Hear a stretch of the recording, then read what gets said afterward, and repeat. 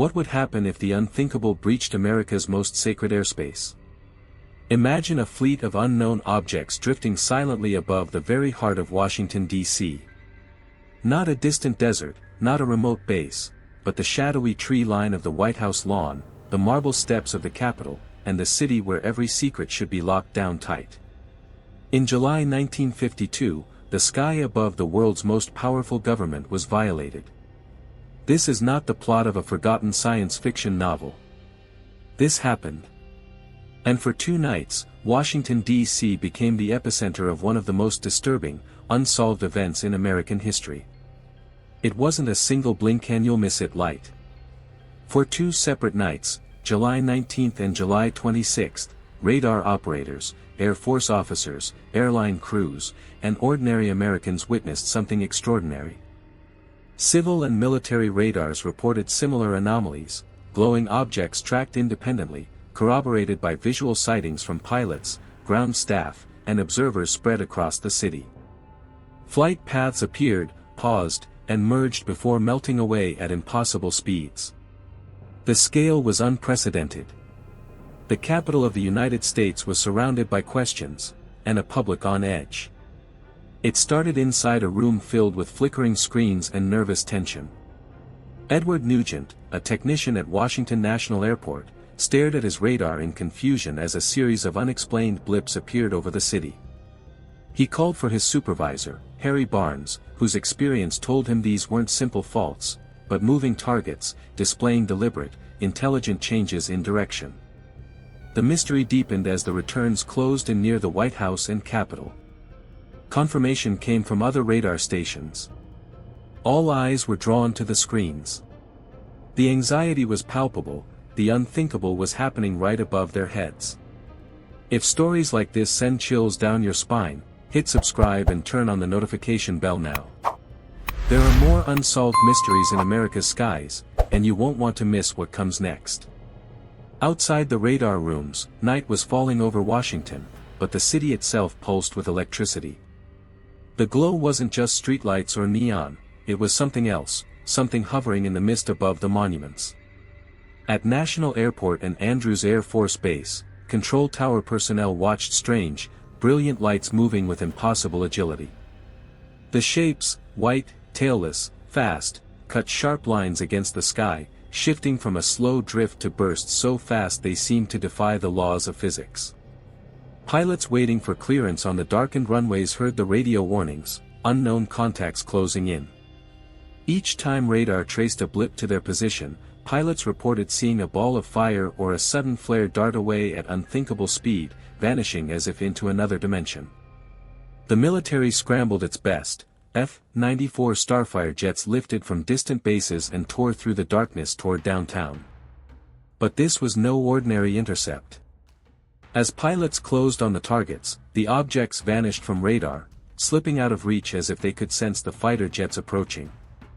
Each time the jets fueled or looped away to rejoin the chase, the mysterious lights would reappear, drifting through a silent cat-and-mouse game over the most protected city on Earth. It was as if the unknown intruders were playing with America's most powerful defenders, never showing themselves long enough to be caught. The pilots, locked in their cockpits, knew they weren't chasing enemy bombers or lost airliners, they were pursuing something that wasn't supposed to exist. Word reached the highest offices. President Harry Truman was briefed in person, the atmosphere inside the White House turned from confident control to nervous whispers. The prospect of an unknown force, visible, intelligent, and untouchable, violating the skies over the Capitol was nothing short of a national security nightmare. Advisors debated code reds, emergency orders, and the possibility that this might not be a Soviet plot, but something far stranger. In the corridors of power, guarded by Marines and locked doors, the government of the United States found itself staring up at the stars with a new sense of vulnerability. The night of July 19, 1952, began like any other, until the radar operators at Washington's National Airport noticed something impossible. 7 unexplained dots appeared on the screen, moving slowly, purposefully, and unlike any aircraft on record. Edward Nugent, the man behind the radar, called over his supervisor, Harry Barnes, who quickly grasped that these were no mechanical errors. The objects darted and halted, defying all expectation of flight. Multiple radar checks confirmed the phenomenon was real, solid, intelligent targets moaning silently across the airspace above the White House and Capitol. The news spread swiftly when ground controllers reported bright, hovering lights, white and orange orbs that blinked teasingly on the black canvas of night. At Andrews Air Force Base, more witnesses emerged. Security patrols spotted a glowing orange ball of fire, with a tail trailing behind like a comet but moving at speeds no comet would manage. Nearby, Captain S.C. Pierman sat in the cockpit of his DC-4, awaiting takeoff clearance. His radio crackled with updates about unknown contacts closing in. Then, he saw them for himself, 6 tailless white lights streaking across the sky over Washington. These lights danced, flickered, and vanished at will, leaving behind bewildered pilots and an Air Force scrambling to respond.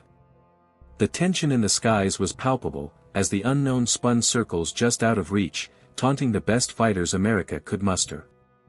When the F-94 Starfire jets were launched from Delaware to intercept, the game became clearer. The mysterious objects evaporated from radar just as the jets closed in, only to reappear elsewhere moments later.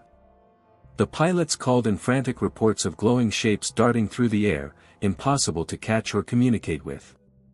Lieutenant William Patterson described being surrounded by white glows that vanished in an instant. Ground control was silent, unprepared to issue orders for such an event, leaving Patterson alone in the sky chasing ghosts. Meanwhile, President Harry Truman was briefed on the chaos unfolding above America's capital, the nation's security shaken by an unexplainable invasion from the shadows of the unknown. A week after the initial sightings, the skies of Washington, D.C. once again became a theater for the unexplainable. On the night of July 26, radar operators at National Airport and Andrews Air Force Base detected multiple objects flashing across their screens with erratic, seemingly intelligent movements. The speed and maneuverability of these objects were beyond anything known to 1950s technology, their velocities calculated at over 7,000 miles per hour. On board a National Airlines flight approaching the city, the pilot and stewardess witnessed strange lights darting alongside their plane, confirming visually what the radar screens insisted was real. Fighters were scrambled again, armed with orders to intercept. Lieutenant William Patterson found himself encircled by 4 luminous orbs. He relayed breathless radio calls describing the encounter, attempting to close in, only for the lights to vanish in blinks faster than any human eye could track. Ground controllers were uncertain how to respond. Patterson's frantic queries went unanswered, as if no one could offer guidance against this unknown phenomenon. The Air Force, though scrambling jets and pushing pilots to their limits, remained powerless to capture or understand these intruders. The Washington press quickly capitalized on the frenzied atmosphere. Headlines screamed, "Jets chase DC sky ghosts," turning a series of mysterious radar blips into a nationwide obsession. Public fears escalated. Was this a Soviet plot? An extraterrestrial invasion?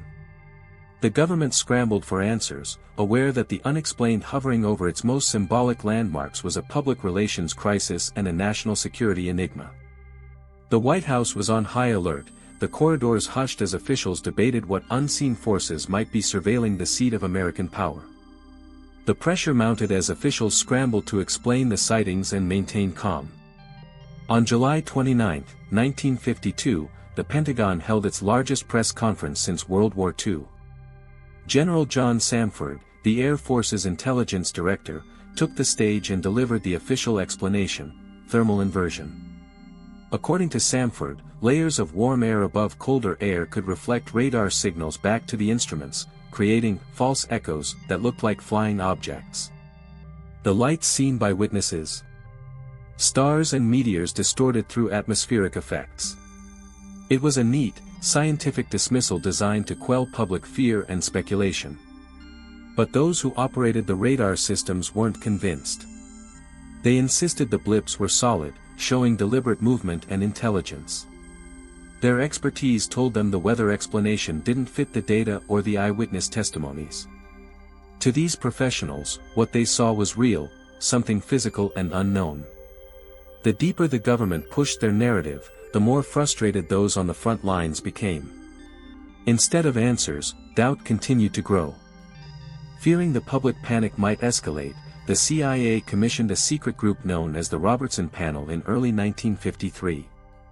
Their mission was clear: evaluate the UFO phenomenon and reduce public interest. The panel recommended discrediting UFO reports and controlling the spread of information, an early official campaign of misinformation and suppression that cast a shadow over UFO research for decades to come. The goal was not to solve the mystery but to contain its social impact and prevent fear from turning into chaos. The aftermath of those terrifying nights saw an explosion of UFO reports across the nation. The summer of 1952 became known as the UFO flap, a storm of sightings flooding newspapers and military channels alike. In just those few months, the Air Force received more UFO reports than in the previous 4 years combined, overwhelming their ability to investigate. The press seized on the story, fueling a mixture of fear, fascination, and skepticism. Americans were captivated by the idea of visitors from beyond, and Washington had become their inexplicable proving ground.